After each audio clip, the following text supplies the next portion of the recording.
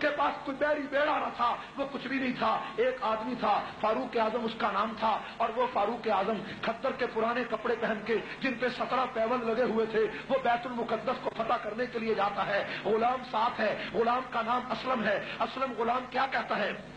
یہ بات میں اسلامی تاریخ کے حوالے سے نہیں کہتا، بلکہ میں ایڈورڈ گبن کی وہ انگریزی کی کتاب جس کا نام ہسٹری آف اسلام ہے، جو 22 جلدوں میں فاروق اعظم پر اس نے لکھی ہے اور اسلام کی تاریخ رقم کی ہے.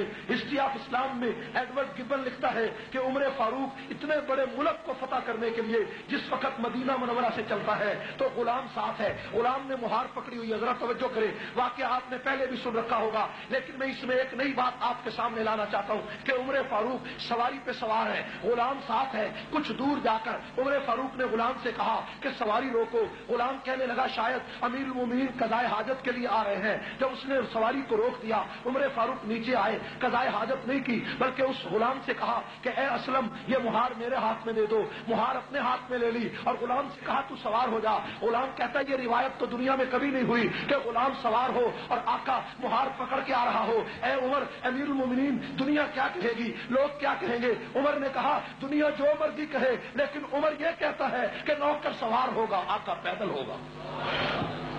میرے بھائیوں، انسانی حقوق کی پاسداری اس سے بہتر بھی کوئی آدمی کر سکتا ہے؟ مکہ مدینہ سے چلے، مدین کی بستی گزر گئی، علاقے خراسان کے گزر گئے، کئی علاقے گزر گئے اور تبوک اور جناب جبیل کی بستیاں گزر گئی اور اس کے بعد اردن کا علاقہ آیا تو بیت المقدس آیا تو کیا ہوا میرے بھائیوں؟ باری باری فاروق اعظم نیچے اترتے ہیں، اوپر چڑھتے ہیں، نیچے اترتے ہیں، سواری پہ سوار ہوتے ہیں. جس وقت بیت المقدس سامنے نظر آیا تو کیا منظر تھا کہ فاروق اعظم کے پھر نیچے پیدل چلنے کی باری تھی، اسلم کے سوار ہونے کی باری تھی. فاروق اعظم جب نیچے مہار لے کر چلنے لگے تو اسلم نے کہا کہ امیر المومنین عیسائی کیا کہیں گے، یہودی کیا کہیں گے کہ مسلمانوں کے خلیفہ کو، مسلمانوں کا خلیفہ اتنا بے بس اور لاچار تھا کہ خود پیدل تھا. اسلم کہتا ہے میں اس وقت حیران رہ گیا کہ جب عمر فاروق نے جو پاؤں میں جوتا پہنا تھا وہ جوتا ٹوٹ گیا اور عمر فاروق کے ایک ہاتھ میں ایک جوتا پکڑا ہوا ہے، دوسرے ہاتھ میں مہار پکڑی ہوئی ہے. انسانی حقوق کی اس پاسداری کو کائنات میں کوئی اس کی نظیر پیش نہیں کر سکا کہ فاروق اعظم کا ٹوٹا ہوا جوتا ایک ہاتھ میں تھا اور ایک مہار دوسرے ہاتھ میں تھی اور غلام سوار تھا اور بیت المقدس کے اوپر تورات اور انجیل کی کتابیں لے کر لوگ بیٹھے ہوئے تھے اور قرآن نے اسی فلسفے کو پہلے بیان کر دیا تھا. ذالک مثلہم فی التوراۃ ومثلہم فی الانجیل. محمد کے یہ وہ خلفاء ہوں گے جن کی مثال تورات و انجیل میں گزر چکی ہے، جن کا ذکر تورات اور انجیل میں پہلے آ چکا ہے. میرے بھائیوں، عیسائیوں نے انجیل کھولی ہے اور اس کے اوپر کیا لکھا ہے کہ جو خلیفہ وقت ہوگا وہ پیدل ہوگا، مہار سوار غلام ہوگا. اور دوسری کتاب میں لکھا ہے کہ فاروق اعظم کی ایسی تصویر ہوگی، پرانے کپڑے ہوں گے، ہاتھ میں جوتا ہوگا. آپس میں اختلاف ہو گیا، پڑھنے والوں کا اختلاف ہو گیا. کسی نے کہا پیدل عمر ہے، کسی نے کہا سوار عمر ہے. حضرت عمر فاروق کے ہاتھ میں جوتا تھا. اسلم نے کہا امیر المومنین خدا کا واسطہ دے کر کہنا چاہتا ہوں کہ آپ کے ہاتھ میں جوتا ہے اور مہار ہے، یہ دشمن کیا کہے گا کہ اس نوکر کو، اس غلام کو کوئی سلیقہ نہ آیا. خدا کے لیے آپ نیچے سے اوپر آ جائیں. عمر نے کہا کہ باری تیری سوار ہونے کی ہے، عمر کی پیدل چلنے کی ہے. عمر کو یہ پرواہ نہیں دنیا کیا کہے گی، عمر یہ سوچتا ہے تیرا پیغمبر کیا کہے گا. میرے بھائیوں، فاروق اعظم پیدل، لیکن جب وہاں پہنچے تو کیا ہوا؟ بڑے بڑے عیسائی اور بڑے بڑے ان کے بشپ اور پادری آگے بڑھے. اعظم سے ملاقات ہوئی اور ملاقات کر کے چابیاں بیت المقدس کی فاروق اعظم کے ہاتھ میں دے دی. فاروق اعظم نے فرمایا کیا بات ہے؟ کہنے لگے ہماری کتاب میں لکھا ہے کہ مسلمانوں کا جو دوسرا خلیفہ ہوگا جب وہ آئے گا تو اگر تم نے اس سے لڑائی لڑی تو تمہارا بیج ختم ہو جائے گا، اس لیے چابیاں اپنے ہاتھوں سے تمہیں دے رہے ہیں. فاروق اعظم اندر چلے گئے. توجہ فرمائیں، فاروق اعظم اندر گئے. فاروق اعظم نے سجدہ شکر ادا کیا. سجدہ شکر ادا کرنے کے بعد جس وقت چابیاں مل گئی، بیت المقدس کا قبضہ مل گیا، فاروق اعظم باہر فاروق اعظم اسی جگہ پر بیٹھے ہوئے ہیں. تھوڑی دیر کے بعد ایک آدمی آیا اور آ کر ایک کاغذ کا رکا فاروق اعظم کو دینے لگا. فاروق اعظم نے کاغذ کا رکا پڑھا اور پڑھ کر کہا کہ یہ جو جگہ ہے یہ میرے باپ کی جاگیر نہیں ہے، یہ میری نہیں ہے، یہ میں اس کا مالک نہیں ہوں. بے شک یہ تم کاغذ صحیح لائے ہو لیکن میں اس کا مالک نہیں ہوں. مجمع لگا ہوا تھا، ہزاروں دنیا بیٹھی ہوئی تھی، عیسائی اور یہودی یہودی تماشا دیکھ رہے تھے، مسلمان جو کچھ اس علاقے میں رہتے تھے وہ دیکھ کر خاموش ہو گئے کہ امیر المومنین نے ایک بدو کو یہ تحریر دیکھ کر یہ عجیب جملہ کہا کہ میں اس جگہ کا مالک نہیں ہوں۔ فاروق اعظم جب باہر نکلے تو باہر نکل کر کچھ لوگوں سے ملاقات ہوئی تو انہوں نے کہا امیر المومنین باقی ساری باتیں بعد میں پوچھیں گے، پہلے یہ بتاؤ کہ وہ بدو کون تھا، وہ غریب کون تھا جو ایک رکا لے کر آیا تھا اور تم نے کہا یہ جگہ میری نہیں۔ عمر فاروق کی آنکھوں سے آنسو نکل آئے۔ عمر فاروق نے فرمایا کہ میری عمر اس وقت 17 سال تھی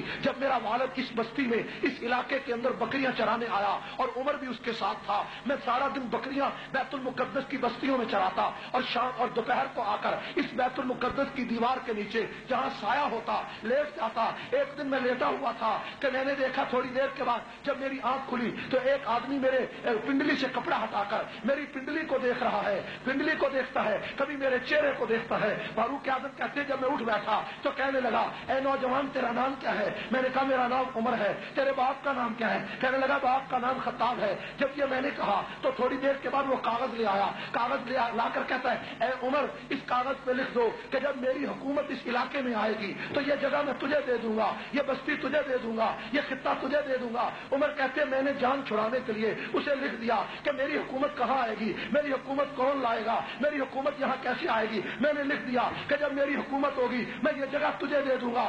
آج جب بیت المقدس کی چابیاں مجھے ملی تو وہی بدو اپنے لڑکے کو بھیجتا ہے اور وہ بدو تو گھر میں بیمار پڑا ہے اور یہ جوان لڑکا میری لکھی ہوئی تحریر لے کر میرے سامنے آیا اور آ کر کہتا ہے کہ یہ جگہ مجھے دے دو، میں یہ جگہ تجھے دیتا ہوں۔ تو عمر کہتے ہیں کیونکہ یہ جگہ میری ملکیت نہیں ہے، یہ مسلمانوں کا مال ہے، اس لیے میں نے کہا کہ عمر یہ جگہ تجھے نہیں دے سکتا۔ قرآن نے اسی فلسفے کو بیان کیا کہ ذالک مثلہم فی التوراۃ ومثلہم فی الانجیل۔ میرے بھائیوں عدل و انصاف کی تاریخ میں ایسا سنہرا واقعہ کائنات میں کسی نے نہیں سنا۔ آج عیسائی اور یہودی کیا کہتے ہیں؟ یہودی اور عیسائی کہتے ہیں کہ دنیا میں ایک عمر اور آ جاتا تو پوری دنیا میں ظلم کا نام و نشان مٹ جاتا۔ ظلم کا نام مٹتا یا نہ مٹتا؟ میرے بھائیوں فاروق اعظم جیسا عدل، فاروق اعظم جیسا انصاف کائنات میں کون لائے گا؟